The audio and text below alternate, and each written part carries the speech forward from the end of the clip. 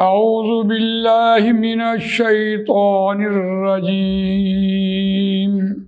بسم اللہ الرحمن الرحیم قد نرى تقلب وجهك في السماء فلنولينك قبلة ترضاها فولي وجهك شطر المسجد الحرام وحيث ما كنتم فولوا وجوهكم شطره وإن الذين أوتوا الكتاب ليعلمون أنه الحق من ربهم وما الله بغافل عما يعملون صدق الله العظيم رب اشرح لي صدري ويسر لي أمري واحلل عقدة من لساني يفقهوا قولي اللهم أرنا الحق حقا وارزقنا اتباعه وأرنا الباطل باطلا وارزقنا اجتنابه آمین یا رب العالمین۔ دوستو اور بزرگوں، سورہ بقرہ آیت نمبر 144 آپ کے سامنے تلاوت کی ہے، اور یہ دوسرے پارے کا پہلا رکوع زیر مطالعہ ہے۔ اس رکوع کا مضمون خاص طور پر تحویل قبلہ اور امت مسلمہ کا وجود اور امت مسلمہ کی غرض و غایت، اور اس پر جو تحویل قبلہ کی بات ہے، اصل بنیادی بات یہ ہے کہ قبلہ ہر مسلمان کے لیے ماں سے زیادہ درجہ رکھتا ہے۔ قبلے کے ساتھ انسان کی فطری محبت ہے۔ دیکھیے، آج یہودیوں کے پاس قبلہ نہیں ہے، اور وہ کیسے بیت المقدس کے لیے جان مار رہے ہیں جو فلسطین میں ہے۔ سب سے پہلے قبلے کی آزادی اور قبلے کے اوپر کاربند ہونا، یہ مسلمان کی پہلی شرط، یعنی جو امت وجود میں آئی اس کو جو پہلا ٹاسک دیا گیا وہ یہ تھا۔ نبی اکرم صلی اللہ علیہ وسلم نے اپنے دور میں مشرکین مکہ سے قبلہ کو، خانہ کعبہ کو آزاد کروایا۔ آج کی دنیا میں قبلے کی طرف منہ کر کے نماز پڑھنا وہی مانا کہ ہر مسلمان اسلام پر کاربند رہے، اور جہاں بھی وہ اسلام کے خلاف کوئی کام دیکھے وہ اس کی سر کو بھی کرے۔ یہ ہے قبلے سے مراد۔ بہرحال حاجی جو حج کر کے آتا ہے اس کو بھی وہاں سے یہی پیغام ملتا ہے کہ باطل کی شان و شوکت توڑو اور دین حق کو نافذ کرو۔ اگر فضا میں آلودگی ہے تو سانس لینا کیسا ہے، اور اگر معاشرے میں آپ کا ظلم کا نظام ہے تو جینا کیسا ہے۔ تو اس قبلے کی طرف منہ کر کے نماز پڑھنا وہی معنی یہ ہے کہ اسلام پر کاربند رہنا۔ یہ ٹاسک امت مسلمہ کو پہلا ٹاسک دیا گیا ہے،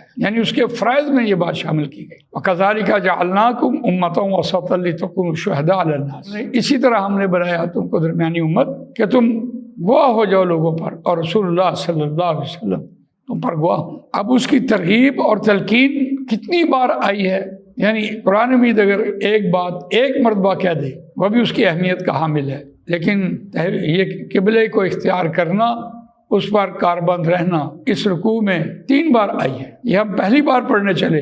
روان ترجمہ سنیے، قد نرى تقلب وجهك في السماء فلنولينك قبلة ترضاها۔ تحقیق ہم دیکھتے ہیں آپ کے چہرے کا آسمان کی طرف بار بار اٹھنا۔ نبی اکرم صلی اللہ علیہ وسلم مدینے میں آ کر 17 مہینے تک بیت المقدس کی طرف منہ کر کے نماز پڑھتے رہے، اور وہ بھی ایک اسٹریٹجی تھی کہ شریعت نہیں آ گئی، جماعت نہیں آ گئی، یہودیوں کی توریت معزول ہو گئی، یہودی معزول ہو گئے، بیت المال بن گیا، غزوہ بدر ہو گئی، بعد میں عبداللہ ابن ابی مسلمان ہوا، اور پھر یہ تحویل قبلہ ہوا۔ 13ویں مہینے غزوہ بدر ہوئی اور 17ویں مہینے یہ تحویل قبلہ ہوا۔ اگر یہ مدینے آ کر پہلے سے ہی خانہ کعبہ کی طرف منہ کر کے نماز پڑھتے تو میں بھی یہ یہود جو ہیں اتنی مزاحمت کرتے جتنی نبی اکرم صلی اللہ علیہ وسلم کو طائف میں جا کر ہوئی۔ اس لیے ان کے قبلے کی اتباع کرتے رہے تاکہ وہ ان کو ایک دلاسا ملے کہ اگر قرآن اتر رہا ہے، جماعت بن گئی ہے تو کوئی بات نہیں، قبلہ تو ہمارا استعمال کر رہے ہیں۔ تو اب یہاں آ کر خانہ کعبہ کی طرف ترغیب دلائی جا رہی ہے، اور یہ بھی نبی اکرم صلی اللہ علیہ وسلم کی جو خواہش کا اظہار ہے وہ قرآن مجید نے اس آیت میں کیا، قد نرى تقلب وجهك في السماء فلنولينك قبلة ترضاها۔ بس البتہ ہم ضرور بضرور پھیر دیں گے آپ کو اس قبلے کی طرف جس سے آپ راضی ہو جائیں گے۔ فَلَنُوَلِّيَنَّكَ لام تاکید نون با ثقیلہ ہے، فَوَلِّ وَجْهَكَ شَطْرَ الْمَسْجِدِ الْحَرَامِ، بس پھیر لو اپنے چہرے کو مسجد حرام کی طرف۔ اب یہ جو حکم آیا یہ ظہر کی نماز میں آیا، اور ظہر کی نماز سری نماز ہے، جہری نماز نہیں ہے، اور اس بار بھی صحابہ کرام رضوان اللہ تعالی اجمعین کا جو امتحان لیا گیا، قرآن نے یہ نقل کیا کہ یقیناً ان کا امتحان یہ بہت بڑا امتحان تھا۔ نبی اکرم صلی اللہ علیہ وسلم نماز کے دوران ہی خانہ کعبہ کی طرف منہ کر کے نماز پڑھنی، تو یہ بات کہی جا رہی تھی فولی وجہ کا شطر المسجد، بس پھیر لیں اپنے چہرے کو مسجد حرام کی طرف۔ وَحَيْثُ مَا كُنتُمْ فَوَلُّوا وُجُوهَكُمْ شَطْرَهُ، اور اے مسلمانوں جہاں کہیں تم ہو بس پھیر لو اپنے چہروں کو اسی کی جانب۔ وَإِنَّ الَّذِينَ أُوتُوا الْكِتَابَ لَيَعْلَمُونَ أَنَّهُ الْحَقُّ مِنْ رَبِّهِمْ وَمَا اللَّهُ بِغَافِلٍ عَمَّا يَعْمَلُونَ، اور بے شک وہ لوگ جو کتاب دیے گئے البتہ وہ جانتے ہیں انہ الحق من ربہم، یہ کہ حق ہے ان کے رب کی طرف سے۔ قرآن مجید نے یہاں یہ بات نقل کی کہ وہ جو یہودی تھے اس دور کے، بلا شبہ وہ بیت المقدس کو اپنا قبلہ کہتے تھے، لیکن نبی اکرم صلی اللہ علیہ وسلم کا خانہ کعبہ کی طرف منہ کر کے نماز پڑھنا، یہ ان کو اس بات کا علم تھا کہ یہ حق ہے۔ ایک یہودی کا ایک صحابہ کرام سے جھگڑا ہو گیا کہ قبلہ اول تو بیت المقدس ہے جو آج ہم کہہ رہے ہیں۔ انہوں نے کہا ٹھیک ہے عراق چلتے ہیں۔ عراق جا کے دیکھا کہ اس وقت کے دور کی جو مسجدیں ہیں ان کا قبلہ کس طرف ہے، تو سارا خانہ کعبہ تھا۔ دلیل موجود ہے، صرف نبی اکرم صلی اللہ علیہ وسلم کی ہجرت کے بعد اگر 17 ماہ نبی اکرم صلی اللہ علیہ وسلم نے بیت المقدس کی طرف منہ کر کے نماز پڑھی ہے تو اس سے یہ مراد نہیں لی جا سکتی کہ یہ قبلہ اول ہے۔ قبلہ اول تو آدم علیہ السلام جہاں آئے، پھر حضرت نوح علیہ السلام، پھر حضرت ابراہیم علیہ السلام نے اس کی تعمیر کی، پھر نبی اکرم صلی اللہ علیہ وسلم نے اس کی مرمت کی اور وہاں مقام ابراہیم پہ نمازیں پڑھی۔ ہاں یہ بات درست ہے کہ جب نبی اکرم صلی اللہ علیہ وسلم مکے میں نماز پڑھ رہے تھے تو خانہ کعبہ تو سامنے تھا، لیکن اس کی سید میں اسی رخ بیت المقدس بھی تھا۔ یہ اللہ تعالیٰ کی حکمت ہے۔ دوبارہ یہ قرآن مجید کہتا ہے کہ وَإِنَّ الَّذِينَ أُوتُوا الْكِتَابَ لَيَعْلَمُونَ أَنَّهُ الْحَقُّ مِنْ رَبِّهِمْ، البتہ وہ جانتے ہیں کہ یہ کہ وہ حق ہے ان کے رب کی طرف سے، یہ تحویل قبلہ جو ہوئی ہے یہ حق ہے ان کے رب کی طرف سے۔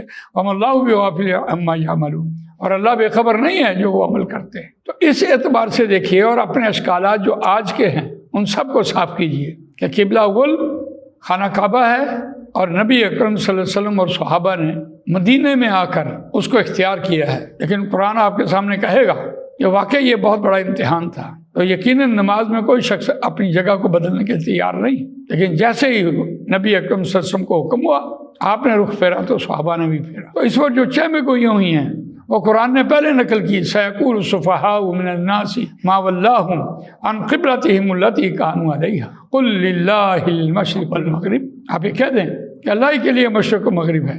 چہمیں گوئیاں کیوں نہ ہوتی؟ جو کچے پکے مسلمان تھے انہوں نے کہا کہ جو پہلے جس قبلے کی طرف منہ کر کے نمازیں پڑھی گئی ان نمازوں کا کیا بنا، یا اس دور میں جو کوئی وفات پا گئے تو ان کا کیا بنا؟ تو اس کا جواب دیا گیا۔ آیت نمبر 144 آپ کے سامنے تلاوت کی ہے اور اس کا ترجمہ تشریح آپ کے سامنے رکھی ہے۔